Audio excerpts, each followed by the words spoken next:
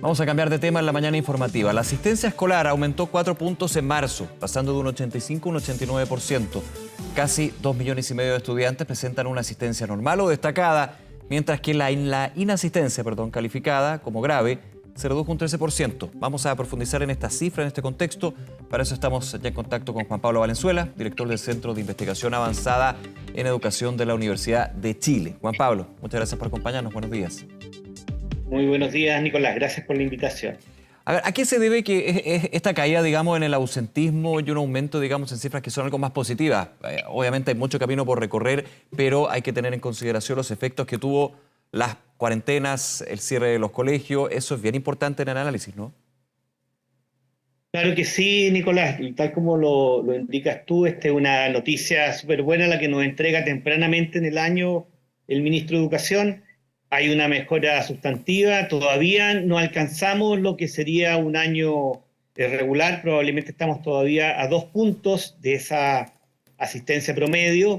Pero de verdad el inicio de marzo, estas primeras semanas, son tremendamente positivas. Y lo que hay es que lo que le ha pasado en la evolución que hemos ido siguiendo año a año sistemáticamente, nosotros ahí con el Ministerio de Educación, el CIA de la Universidad de Chile y la Universidad Católica estamos monitoreando mensualmente lo que pasaba en esta reapertura, y de verdad para muchas familias era todavía con un cierto grado de temor el tema de la asistencia, posteriormente también una serie de tensiones socioeconómicas que habían de por medio, y terminamos el año con una apertura, el 2022, apertura masiva, pero todavía con familias percibiendo que especialmente en los cursos más pequeños, pre-kinder, kinder, primero básico, los cursos de jardines infantiles, que no era tan relevante el tema de la asistencia, y para muchos jóvenes de la enseñanza media, en algunos casos,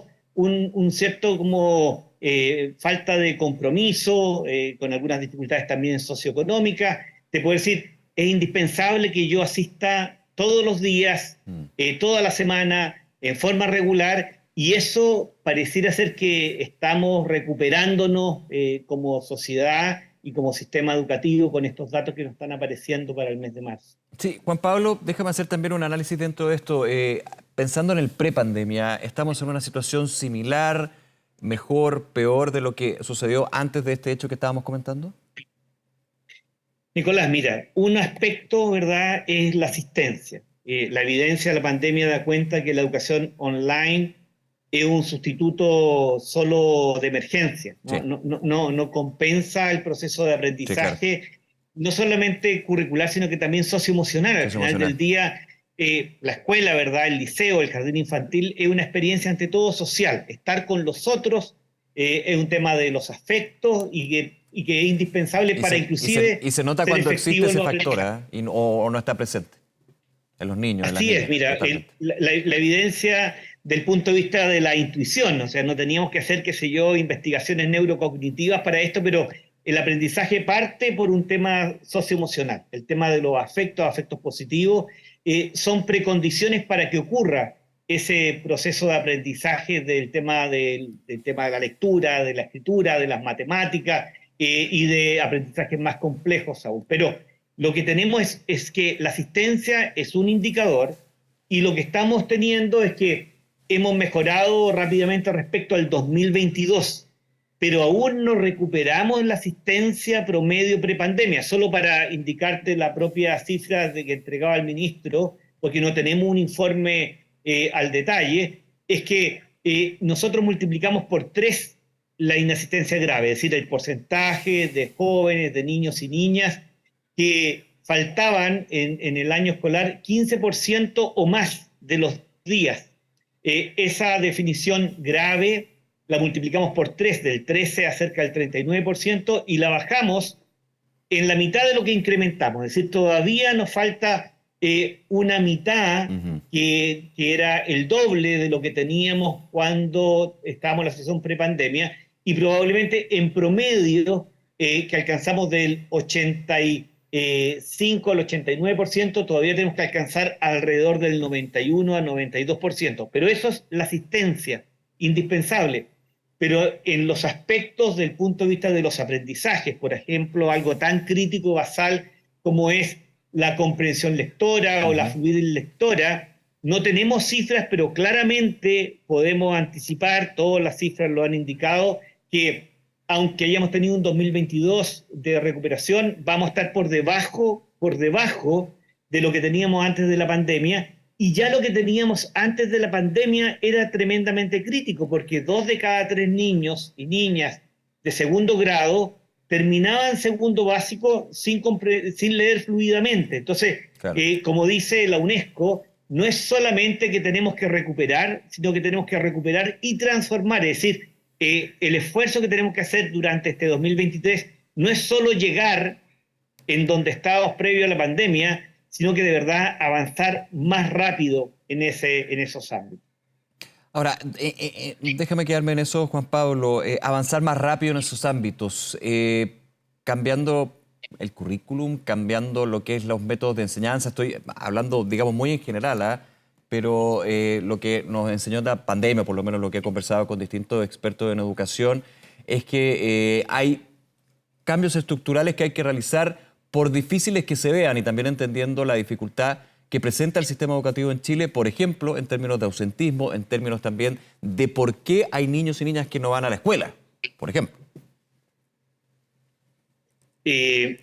Nicolás, tu pregunta es tremenda y de verdad cualquier teoría de cambio desde el punto de vista de qué cosas tenemos que hacer y priorizar, no podemos hacer 100 cosas, Sí, claro. tampoco es que haya una bala de plata para cada De todas problema maneras. o desafío que tenemos, pero tenemos que escoger con atención para que tengamos la mayor efectividad posible.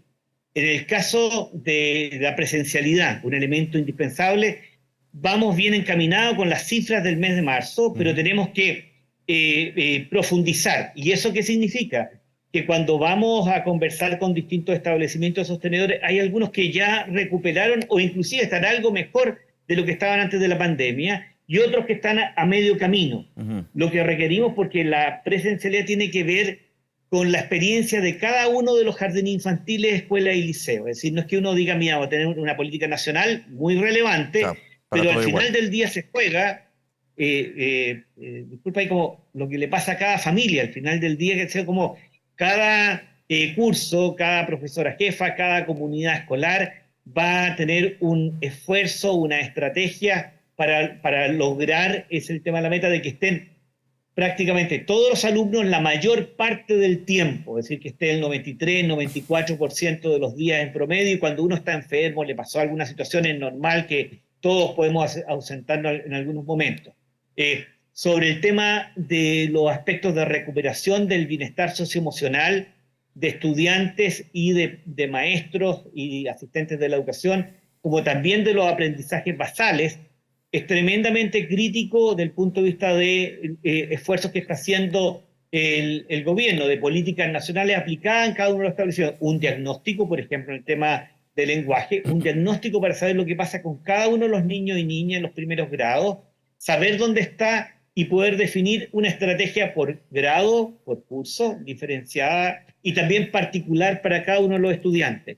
Lo que deberíamos estar haciendo es monitoreando estas acciones y estrategias y aprender en tiempo real cuáles están siendo más efectivas y aprender colaborativamente en grupos de escuelas, en redes de sostenedores. Piensa que una de las cosas que nos dejó la pandemia positiva es que hoy día este contacto que estamos teniendo, ¿verdad?, desde el punto de vista de un contacto por Zoom, bueno, lo podemos hacer a lo largo de todo Chile e inclusive con el resto del mundo. Por Sí, lo claro. tanto, trabajar en red colaborativamente hoy día es de muy bajo costo y con una oportunidad extraordinaria. Aprendamos en tiempo real aquello que está siendo más efectivo para adaptarlo y replicarlo. Ese es un mandato que tenemos cada una de las escuelas, de los jardines, de los liceos, los sostenedores y obviamente los centros de investigación, las universidades, ser socios, porque también es nuestra corresponsabilidad que ello ocurra. No solo somos investigadores de estar describiendo lo que ocurre, sino cómo lo podemos hacer mejor.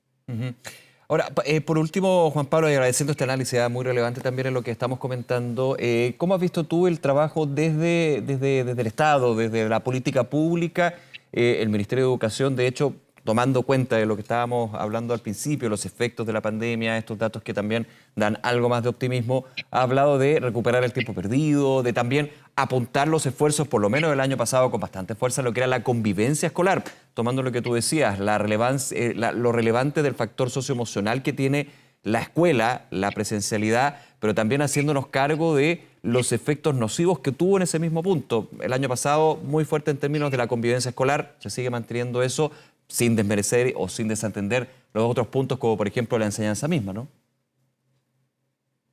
Nicolás, mira, sobre tu punto de la visión hacia el tema del Estado, claramente el Estado ha ido aprendiendo esta situación, que es un shock que nos va a golpear por muchos años, es decir, los efectos que puede llevar solo en el tema educativo, si no logramos, por ejemplo, que vuelvan los estudiantes que desertaron, que recuperemos no solamente desde el punto de vista de que vuelvan a la escuela, sino que se recuperen los aprendizajes que deberían obtener cada uno de los niños, niñas y jóvenes, va a repercutir en sus proyectos de vida.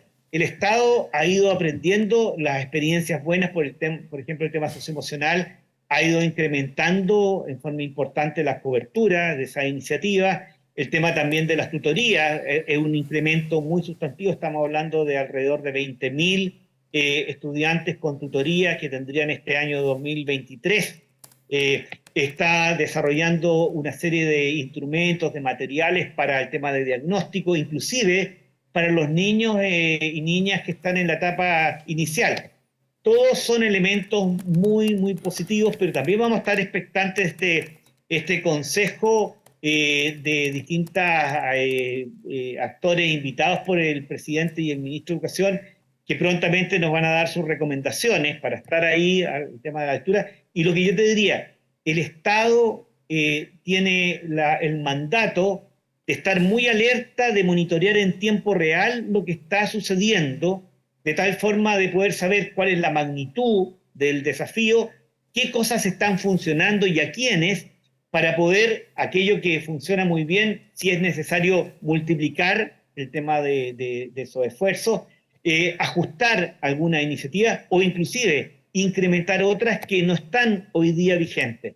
Y para ello requiere tener en tiempo real información de buena calidad y que también pueda ser compartida con el resto de las comunidades. Tenemos que estar muy alerta y este semestre tener un diagnóstico muy real de qué nos funcionó, a qué velocidad y qué debemos complementar o qué debemos, qué sé yo, adicionar para estar a la altura de los desafíos que tenemos, que son enormes. De todas maneras, Juan Pablo Valenzuela, nuevamente agradecerte esta conversación y analizar lo que está sucediendo en términos de la educación en Chile. Muchas gracias, Juan Pablo.